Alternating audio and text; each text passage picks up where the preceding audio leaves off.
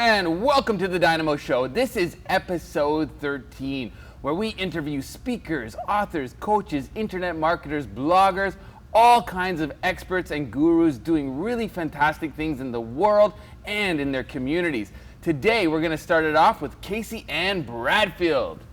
How are you doing? I'm excellent. How are you? Good. Thank you so much for being on this show. I've heard such amazing things about you, and we are going to get into those amazing things because I know there's a lot of synergy between us with all the online stuff and the social media magic that we both participate in.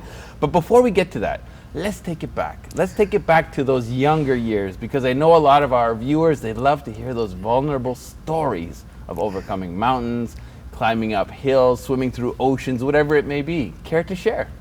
Well, I have a lot of those stories. My story actually starts with my mom. She grew up as a ward of state, and then she had me as a single mother. And so, as you can imagine, it was a lot of trials and tribulations for her. Yes, toughest job in the world. Yeah. Not having a family to help her raise her children and not being close with her mother. It was a learning curve for her to be a mom. And so growing up, I became really independent because she had to work. Yes. And I started working at 14. And I just loved working. I loved school. And I put all my time and energy there. And I spent zero time at home. I don't know anyone like that. Very good. Yeah. Very good. Now, I know for the past 3 years, you've been really prominent in the internet space, predominantly a blogger, okay? So let's start there. Let's start with the blogging experience and why is it so passionate and close and dear to your heart? Oh my gosh. Blogging saved my life. Okay. And I believe Awesome. blogging saved lives. Yes, girl. Awesome. Very good. Yeah, it was in one of those moments where I was on my own. I was living in my own space, living in this dark basement apartment, and I was like, if I'm gonna change my life, I'm gonna have to start writing about it. It's gonna be this cathartic experience. Yes. And I was like, I'm not just gonna write, because who does that? I'm gonna write a blog, right? Yep. And so what happened was I got into this routine of every day I would write, and it was like I was learning. Every single day? Every single day. Oh, wow. I'm writing, I'm researching, and this became like my hobby.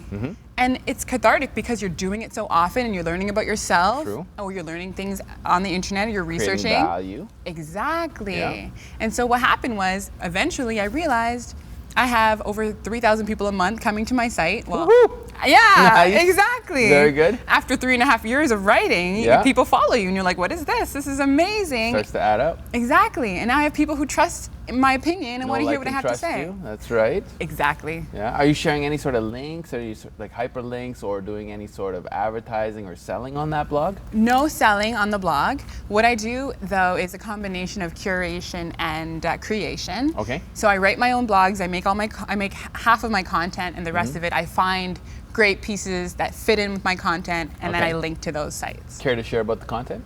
Oh yeah. It's all about building positive relationships between families, friendships, working career, and also dating, mate relationships.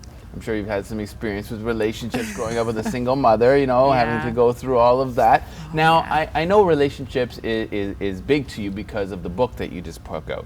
Care to share a little bit about that book? Yeah, it's called 10 Secrets of Self-Discovery. Oh my, no it's not.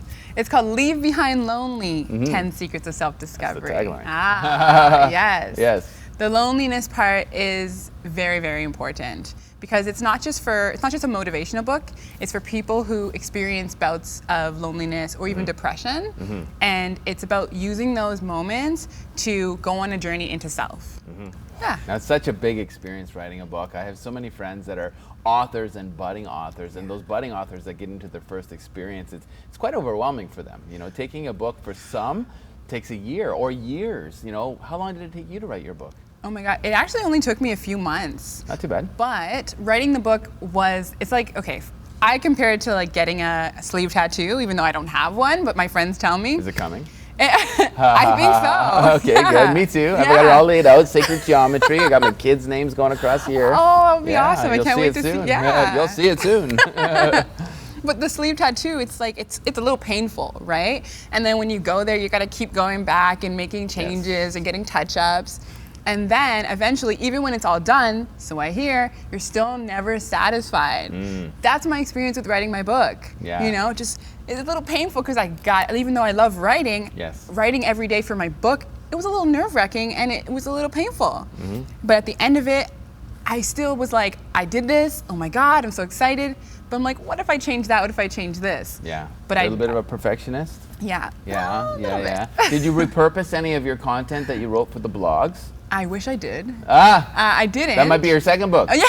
There That's you a go. great idea. I actually did that. I had a book come out Yeah. called Joy Dose. So it's basically 365 tips, but I pulled from stuff that I wrote blogging every single day for 365 days a year. So smart. And then I decided I'm never going to do that again because committing to every single day is an ordeal. However, at the end of the year, I had a book, 365 pages. Right? Very So smart. for all of you out there that are looking to write a book, you know, there's a tip for you how to do it in an easy, effective, efficient way for 5 minutes in the morning. You know, write a page or a quote a day. Now, community.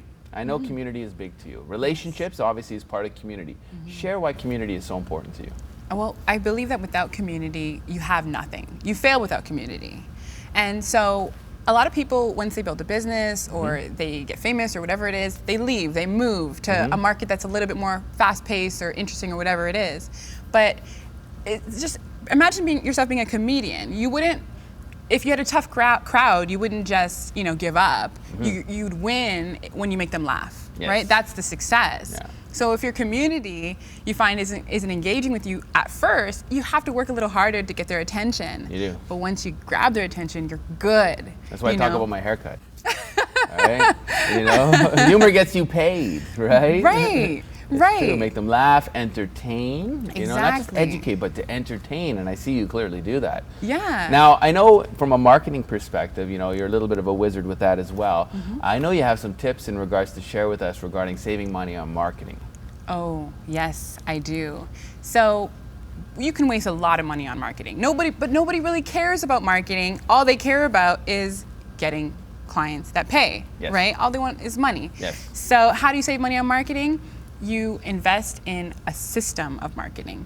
You don't need to go everywhere. You don't need to be everywhere. It's like you walk into a party and you don't need to be seen by everyone. You need to know who the people are to know and go up to them and be seen by them. Yes. Rather than being seen by everybody. So in marketing, a lot of people want to be seen by everybody at once, and that's where they go wrong because they spend all this money being seen by everybody They at wanna be once. the Walmarts of the world. Exactly. Yeah. If you know who your target audience are and you go after just that target audience, you get better results and you save money. The more niche, the more reach. Exactly. Yeah. Now, I know you help entrepreneurs, you know, and on a final note, why don't you share a little bit about, you know, what you can do as a business owner, you know, from some tips that, you know, you've shared with current entrepreneurs that you work with.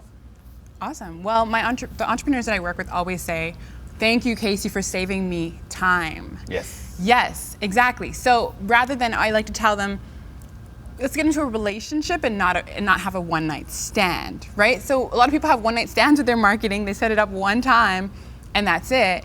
But when you build a relationship with your marketing, it's a long-term strategy that you can use on and on and on. Over and over and over. Exactly, and I help them build that long-term relationship through their marketing. I love it. Yeah. Very good. And why? Why do you do what you do? Do you get involved in any sort of charity or philanthropic initiatives? Yeah, I'm on the board of the Black Business Professional Association. Very good, very good. I love engaging with my community and giving back, and I want to see entrepreneurs thrive. I want to see entrepreneurs win, because I've seen a lot of people who were employed by jobs get fired, go on social assistance, and never make it back on top. Oh my God, so true. Business is freedom, so you know, and I want people to have freedom. So I want their businesses to win through marketing systems. I love it. So maybe for the final 30 seconds, why don't you share with our audience a little bit, what it is that you want to share with them on a final note and how they can get a hold of you. Awesome. Just don't give up on business. It's a lot of hard work, but you can do it. I can be found at www.kcb.com, and I look forward to seeing you there. Thank you, thank you, thank you. That was kcb.com. Thank you so much. This is episode 13 of the Dynamo Show. I am James Erdt, your host, and we will be back right after this short commercial break.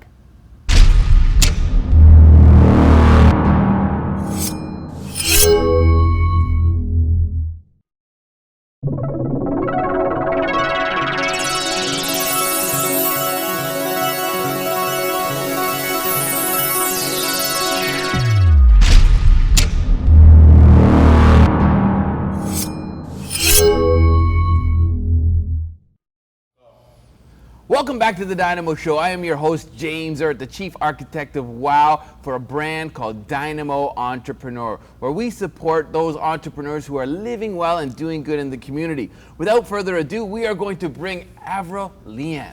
How are you doing, my friend? Great, man. Yourself? Oh, I'm so good. Fabulous. So good. Thank you so much for being on the show today. Oh, my pleasure. I've heard such great things about you. We've got some friends, they talk so highly of you. I was like, I got to get this guy on my show. Oh, that's great. Let's take it back a notch, okay? I really love to start with, the younger years, the years that are really formulating and molding our older years, we'll call it, Let's take it back a notch and talk maybe about your teens, your 20s, your 30s. Care to share? Yeah, I mean, part of this is why I'm in business, I suppose, and what is important to me. And I come from a divorced family in an early day when that wasn't around. In the 60s, there were very few of those around.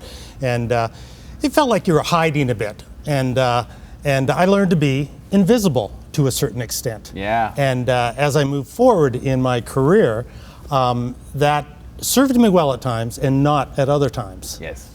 Yes. So it had an effect. And of course I didn't realize until much later Did the family remarry? Did you have both sides going? No. The separation happened. My father got remarried, but not until I was in my 20s. Okay. So and then the start of another family. Yes. But I have two sisters, and we're very close. And I think because we went through that series of things, those traumas, on and off relationships where you're involved, and and as kids you think you're part of the problem. It's so true. Yeah. It is true. Yeah. In the reality, you're not. If anything, you're probably saving them in many ways. That's right. I have a child that's going through that right now, so I know exactly what you're talking about. Yeah. Now, speaking of trauma, whether or not it is, I know you've just done a big career change and a big career move. Care to share why such a drastic change? Yeah, I was a photographer for a number of years, a couple of decades, and part of the reason I changed, it was market driven. You run into a lot of clients that after a while, like your quote, they like everything, say, you know what, we have somebody in the office that's got an iPhone, so we're just going to do the photographs ourselves, because we live in... Everybody's a photographer. Yeah, and we live in, to a great extent, a good enough society. That's True. Good enough, and so people aren't necessarily willing to take the time or the expense. That's right. To get things much better, to take that step, go from good to great.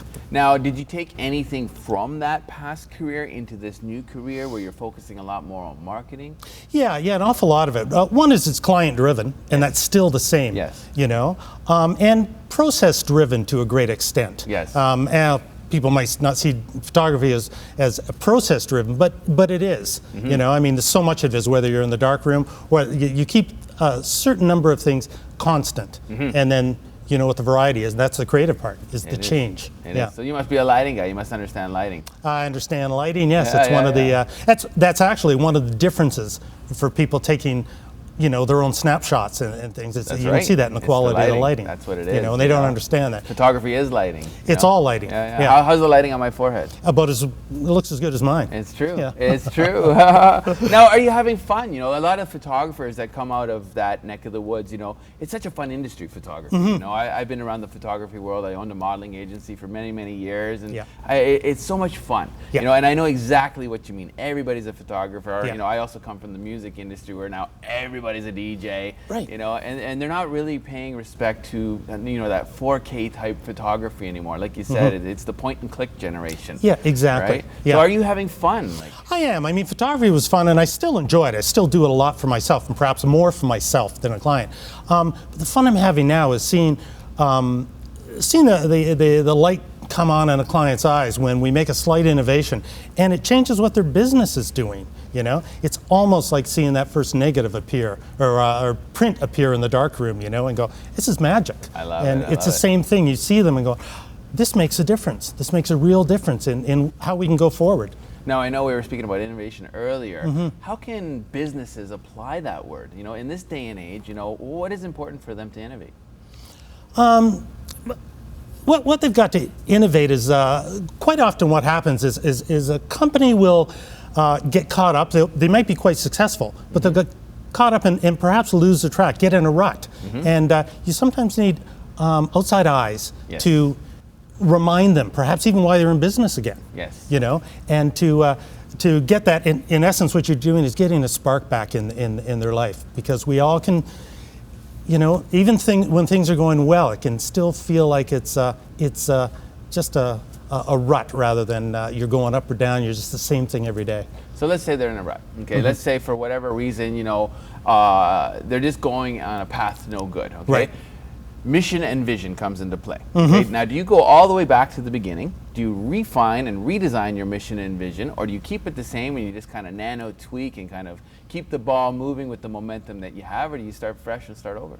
It can be both. In either case, actually, it can be both. In some companies, it might just be a tweak, and others, you do absolutely go back and they've got to discover what were their core values. Are we still proceeding along that path? Is our vision the same? And or have we gone beyond our vision? They may have had a 5-year vision and there's 10 years into a company and realize we're just doing the same thing every day. So it is a matter of going back and again, opening their eyes to that and reinventing perhaps that's some of it. Sometimes it's just refining. Sometimes it's so tough to let go. You get these really stubborn CEOs. I've worked with many in the past, and just to open up their eyes, and even more important, open up their heart to see new ways of doing things. As I work with a lot of boomers, especially with the new age of the internet and the way things are going with social media and stuff, to really grasp that and to not hang on too tight in order to not only maintain relevant and attain, but also to maintain and sustain the database that they've built, the clients that they've built, without losing them to the competition. How do they continue to dominate their industry without or with that social media presence? Well, it's all involved, and part of it is having a systemized process. Yes. So they can start social media and they can continue on with that. And marketing, what's so important about it is the continuity of it. True.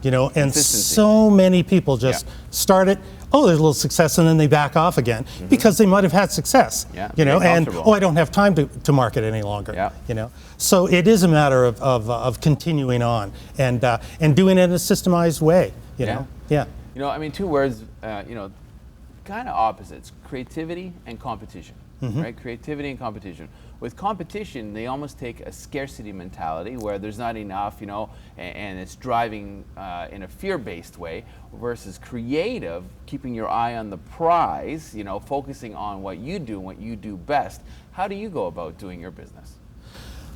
You really do look at, it may sound a little strange, but consistent creativity, where you're constantly looking at the next tweak, and it's a matter of not so much of not being satisfied, but always wanting to up the game And that's what I try and do with the clients too, is up their game a little bit.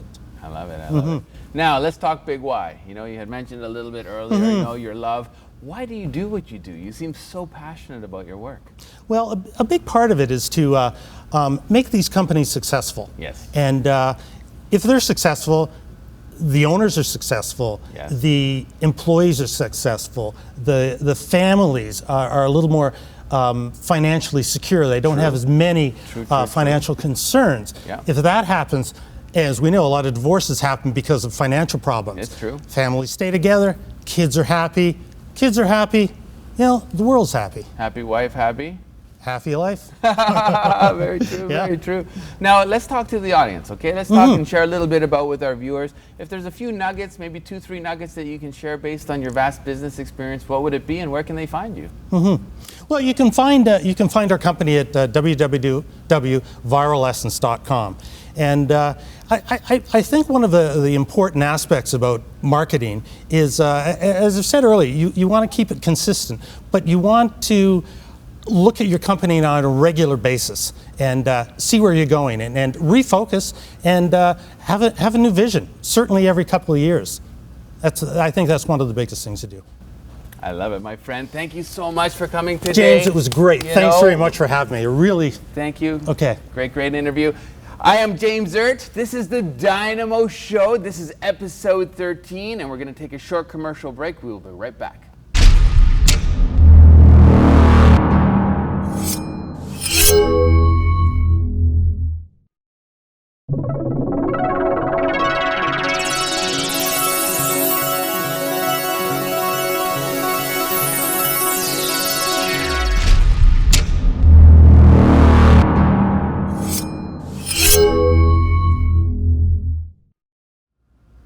Hello, this is James Erdt. We are back on episode 13 of the Dynamo Show, where we interview thought leaders, visionaries, game changers. And do we have a game changer here for you today? His name is Mike O'Bright. Hey, man. How are you doing, my friend? Thanks for having me to the show. Thank you for coming. Yes. Now, you've got such a great story. Okay, and when we were talking earlier, you know, a little bit about it, I'm really intrigued to take it back a notch. Let's go way back. Where did it all begin for you? I come from a small town in southwestern Ontario, Woodstock, Ontario. I know Woodstock. I Yeah. grew up in London. Oh, wow. Okay. Yeah, London yeah. was the epicenter for where That's right. when I was a kid. And from there, you know, you're in a small town. You get a chance to do so many things. Yes. Like, first of all, you got to entertain yourself. You do. Like, that's a You given. do. Don't assume that you're going to concerts or anything like that. And we did entertain ourselves. We had a great time in Woodstock. And then I went to university, and I ended up being on, you know, the sports editor, the president of student council, Don in residence, and played on the rugby team. It's always a mover and shaker. You know what? It was great. You know, you got right into it. You were part of the community, and you felt like you belonged. And you know, we also did a lot of good. Yeah. Like, you know, I have a background in history and politics. Okay, great. And when I ran for president of student council, we had 5 business administration majors Yes. run us into the ground. Oh. We were on the verge of bankruptcy. Oh. And I don't know why I ran, but I did. Okay. And we ended up cleaning up all the books. Yeah. Student council is in great shape.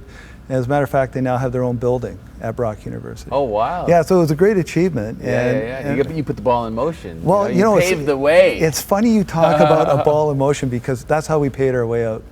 I went to Dr. Erdt, the president of Brock University, and I said, you know, we got a problem. Okay. We're not going to be able to pay our bills. Oh, boy. And that'd be a little embarrassing when you're trying to fundraise for the university. Yes. What are your thoughts about allowing us to put in, say, 10 pinball machines outside the student union office? Well, Dr. Erdt wasn't really keen on that idea. But when he realized that it was either that or us not being able to pay our bills, we put in the pinball machines. And it worked? We paid off our debt in 1 year. Nice. Yeah, it was great. It was great. I love it. Yeah, I love and it. then because you're doing things, Yes. you're not thinking about things, you're doing things. You It's incredible what you learn. Yes. And it's incredible the confidence it gives you. And I would give anybody watching this show, you know, don't overthink it. True. Just get out there and do it. That's you know, it, because yeah. if you do, Just do it, baby. yeah, because you know what? you're as good as the next guy. The only Yes. difference is the other guy's doing it and you're not. So to take action, you know, the law of attraction has law of action. Attraction has action in it. In order for us to manifest Yeah. in a way that we can have it fairly quickly or now, you Yeah. know, taking that big step, those action steps towards your goals Yeah. is imperative. Now, do you still play ball? Do you do any rugby still? Do you do anything in sports still? Yeah, you know what? I've got into. I played tennis for about 20 years, and then Yeah. my shoulder got a little sore. Yeah. Now I'm riding a bike, Yeah. and you know, it's really. Mountain bike or roadie? I'm actually on the road bike. Okay, yeah, I'm a mountain biker. And like I do about 25. Last year I did 2,250 kilometers. Oh boy. Yeah, Wow. but this year I've been in China so much, I'm down Yeah. to like 600-700. Are you cycling kilometers. in China? No, no. I know it's pretty common there. Yeah, I know. You know what? That's a little more courage than I have right now. yeah. Whereabouts in China? I just came back from Shenzhen, which is on Okay. the border of Hong Kong. Nice. And that was just an amazing experience. Yeah. You know, I've been to China 6 times now. Oh, yeah. And it's just a part of the world that here in the West, we really need to understand better. True. I'm really glad True. that Justin Trudeau has sort of warmed things up. So it's really, really positive because that is a place that's happening. It is. It's happening. Growing fast. Nothing's going to slow those guys down. Yeah. And let's be part of what's going on. I love it. I love Yeah. Southeast Asia myself. Yeah. I live part-time in Mumbai, India, so Uh-huh. I was running Fitness Star Model Search Mumbai, where I was doing a big Wow. event, right? be However, I cool. learned the Southeast Asian ways of doing business, you know, Oh, yeah. including Indian Standard Time, Yeah. which is at times sometimes slower than Jamaican time. Yeah. However, when they do it, it's so world-class, like Yeah. the production they put Yeah. out. I'm a big fan of the Bollywood stuff that's going on over there. Yeah. But just to see where Southeast Asia is going right Yeah. now, I actually Yeah. hired a gentleman that works with me on my Dynamo brand from Hong Kong. Right. And just the knowledge that he has of how they do business there. Oh, it's critical. It's night and day. Absolutely It really is. critical. It's If you night and day. if you understand the dynamics Mm-hmm. and you understand, you know, there's a food chain and where you've got to come in and Mm-hmm. and just the importance of the relationship. Yeah.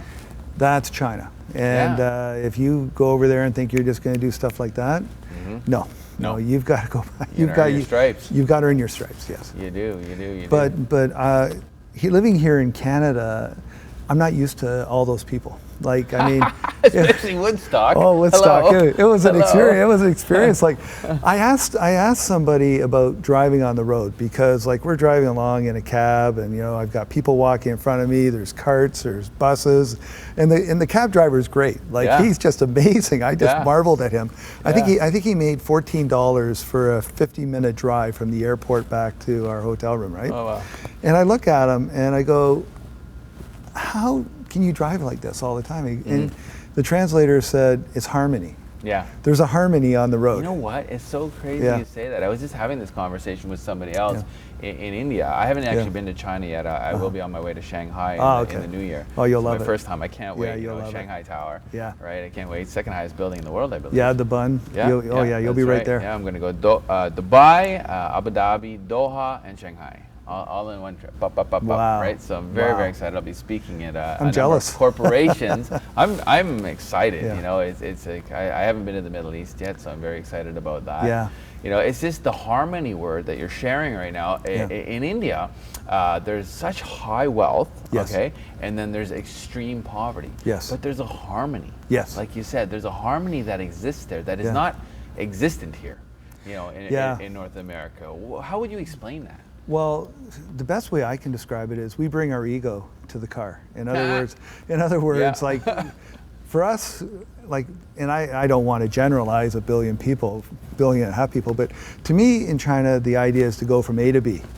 And you know, if you got to swerve and you got to do a few things to get there, that's cool. Yeah. Whereas here in North America, there's more to going from A to B than going A to B. You know, like you've got your ego behind the wheel and you think, well, that guy's an idiot for doing what he did. And how did that person get a license? And it's just a different mentality. I mean, but you have to have that mentality because there's a lot of people in a small space.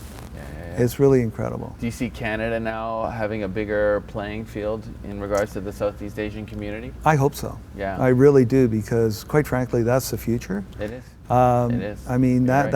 but it's an interesting market. And like when I'm over there, I look and I see apartment buildings, right? Yes. Okay, so because they had the one-child rule, you've got two-bedroom apartments. A lot Does of that times, still exist? no, it's gone now. Yeah. But now you have like a lot. You got acres and acres of these 40, 50-story buildings with two bedrooms or even one bedroom. It's true. And you've got the one child, right? Yes. Well, my question to you, James, is where do you put stuff Mm-hmm. when you've got a little 800 square foot condo, Mm-hmm. two bedrooms, usually one bedroom? Yes. You don't have room for a lawnmower, because you don't need one. You don't have room for a snow shovel because you really don't need one unless you're in Harbin someplace. They're buying services, they're buying luxury goods. All kinds. All kinds, yeah. Yeah. And the money's being spent on services like education and and health. So it's we need to get our mindset to be able to take advantage of that. But the one thing about China is the Canadian name is so respected. It's strong. It's really Very strong. Like same in India. like on food They love products. Like on food products, Yeah. we are like rock stars. I love it. You put that maple leaf on a can. Yeah. It has value. It does. It really does. On a final note, before we go to commercial break, Yeah. and then we'll get into the business side of what Sure. Mike does. Entrepreneurship, is Yes. it prevalent in China? For a 30-second answer. Yes, absolutely. Yeah. But it's prevalent based on doing it the right way. Yes. Here in North America, you can do whatever you want. In China, it's a little more structured. Yes. But once you understand the structure, you're far more effective. I love it. Yeah. I love it. Very good. Okay. Thank you so much. That is the first half with Mike. We were going to take a short commercial break, and we will be right back.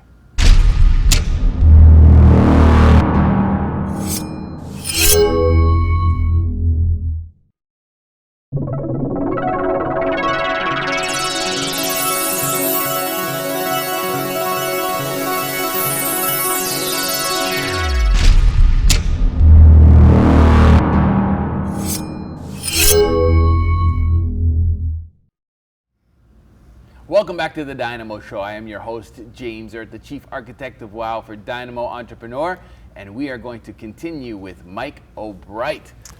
I'm back. Yes, you are. Yes, you are. And I back. know you are an entrepreneur like myself. Yes. I love entrepreneurship. I've been an entrepreneur pretty much all my life. After I Right. left my line cook job at Eastside Mario's when I was 18, I think. Okay. And You got to start somewhere. You got to start somewhere. You got to, earn your stripes somewhere. And at least you like good food. I do. Yeah. So let's talk entrepreneurship. Sure. Why? Okay. I come out of a small town. Mm-hmm. What do your parents want you to do? They want you to get a university education, get a job with a good pension, and life will take care of itself. So from no there. sex, drugs, and rock and roll. Not really. That was never my thing. Okay. even though people think you're from Woodstock, right? So, and I go, no, Woodstock, New York was 200 miles away. You know Cayuga? Oh yeah, of course. Yeah. Oh yeah. Yeah, Cayuga. I love it. So anyway, to make what happened was it's in your DNA. I mean, you either have the desire or the drive, or you don't. It's true. And the biggest challenge when I get asked about being an entrepreneur, I go, there's two types of people. Are you away from, or are you towards to? Yes. So if you've got a job and you don't like it, Yes. and you go, I don't like the commute, I don't like my boss, I don't like my pay, I don't like the benefits, I don't like anything, I want to be an entrepreneur, I'm going to go, you're not the right guy for this job. Like this is not a path that you should be going, because you need to deal with those issues before you go on. But if you're the type of person who's towards to and says, you know what, I want to do something with my life. Yes. I may not know 100% of what I want to do with it, but I know that what I'm doing now, I can do better at something that gets my passion. Yes. And so in my case, my greatest strength, my greatest weakness is the fact that I'm an optimist. Like I believe I'm capable, if I set my mind to it, of achieving anything I set out to do. Likewise. And I love the creative side of life. I worked as a product manager and a brand manager. I was going to ask you about that, corporate, because I know you've been big into corporate as well. So why the shift? Why the shift? Because eventually your DNA kicks in. Like you're calling. You're calling. You just can't deny after a while who you are and what you are. Planning your exit strategy. Don't even. Yeah. You know what? And truthfully, the first 10 years in corporate are fabulous because the skill sets that you develop in corporate are amazing. Yes. Like True. Invaluable. Invaluable. You really can't take it for the discipline. The discipline. the thought process, and you know, the secret is try to be surrounded by people smarter than yourself. Yeah. And then the network that you create. Yes. You know, you probably don't appreciate the network, but when I was watching like Obama and his cabinet, they all come from like Yale, Harvard, Princeton. You know, they're all Smart dudes. They're all smart dudes Yeah. who've all learned how to network with each other, and Yep. they've ended up in the highest spots. Yep. So I just am really grateful that I had a chance to work in consumer packaged goods for 5 years. And then I worked in financial services for 5 years. I was responsible for the retail communication, so that if we had a TV ad up here, you walked into a branch and you saw the banner here, Yeah. which was not as easy as it sounds. We had some branch managers where I'd walk in and I go, Harry, why do you got that poster up? It's from 3 years ago. He goes, but Mike, I like that poster. I like the colors. So I dealt with a lot of that. Yeah, But my mid-30s, it was time for me to move on. And I was really lucky. I was working at Royal Trust, and it got Yeah. bought out by Royal Bank. That's right. And I put my hand up and said, listen, if you're looking for people to go, Yeah. I'd like to be at the front of the bus. Yeah, yeah. So I got a package, and I used my package to start a marketing services company. I love it. And I really built that company into something quite nice. And then I had something happen to me that you would never in a million years, if you were doing risk planning or anything, imagine. You went bald. I went 9/11. Ah. 9/11. I was, as a matter of fact, I remember where I was that day. I was at the Rogers Building, Okay. downtown Toronto. Yeah, yeah, yeah. And they got all these TVs up, and I Yeah. remember standing there just totally, and I went, I don't know how this is going to affect my life, but I don't feel good about it. Yeah. Well, the sales for my company dropped by 40%, Oh, wow. Yeah. and we were never able to get back over the hump. Yeah. And at the time, we had a lot of employees, Yeah. and these were highly skilled and dedicated people. Totally. So, you know, you don't want to just say, hey, you know what, I'm sorry, you got to go.